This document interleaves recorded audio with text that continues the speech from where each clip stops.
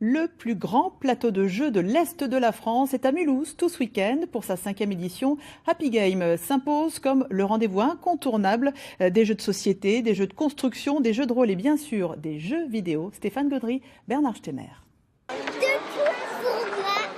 Une victoire, un sourire et c'est déjà l'heure de la revanche. Une revanche qui se jouera peut-être sur un jeu vidéo ou autour d'un plateau de jeux de société.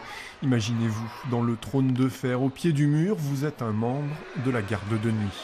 On doit développer une ville et on doit protéger justement notre territoire par rapport aux sauvageons qui nous attaquent.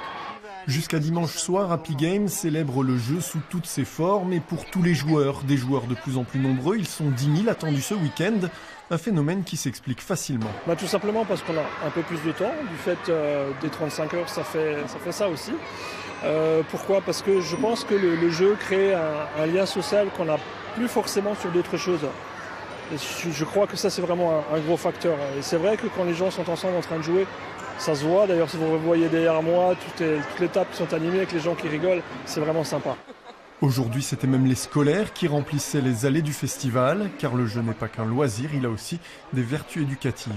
Ça permet déjà de solidifier des liens autrement, entre les jeunes, de découvrir des jeux autres que les jeux d'écran, des jeux de plateau, des jeux coopératifs, de développer aussi un esprit de compétition positif, voilà, et puis de passer des moments de convivialité.